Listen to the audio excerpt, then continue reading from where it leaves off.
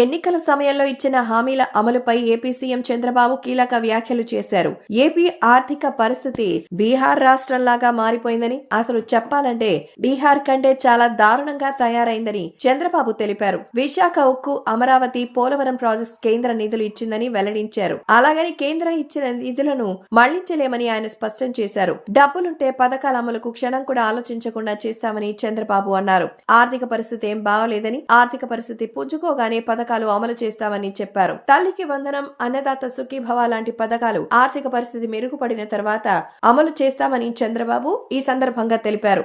అయితే చంద్రబాబు చేసిన వ్యాఖ్యలపై వైసీపీ కీలక నేత, మాజీ మంత్రి అంబటి రాంబాబు స్పందించారు. చంద్రబాబుకు ఆయన కౌంటర్ ఇచ్చారు. గుంటూరులోని క్యాంపు కార్యాలయంలో అంబటి రాంబాబు మాట్లాడుతూ, గత వైసీపీ ప్రభుత్వంలో అసలు ఆర్థిక వ్యవస్థ విధ్వంసం చేశారని, అందువల్లే ఇప్పుడు ప్రజలకు ఇచ్చిన ఏ హామీని తాను అమలు చేయనని చంద్రబాబు ప్రకటించడం ఆయన దివాలా కోరుతనానికి నిదర్శనమని ఆగ్రహం వ్యక్తం చేశారు.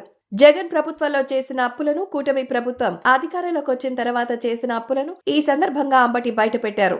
ఎన్నికలకు ముందు ప్రజలకిచ్చిన హామీలు నెరవేర్చను అని చంద్రబాబు స్వయంగా తన అసమర్థతను అంగీకరిస్తున్నారని అంబటి రాంబాబు మండిపడ్డారు. చంద్రబాబు హామీలు అమలు చేయలేనివి, ఈ రాష్ట్ర ఆర్థిక పరిస్థితి అందుకు అనుగుణంగా లేదని ఆనాడే జగన్ చాలా స్పష్టంగా చెప్పారు.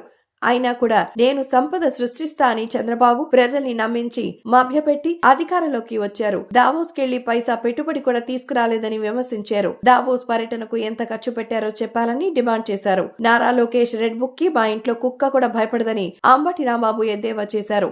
ఎన్ని కేసులు పెట్టినా వెనక్కి తగ్గబోమని స్పష్టం చేశారు. ఇచ్చిన హామీలను నెరవేర్చాలని డిమాండ్ చేశారు.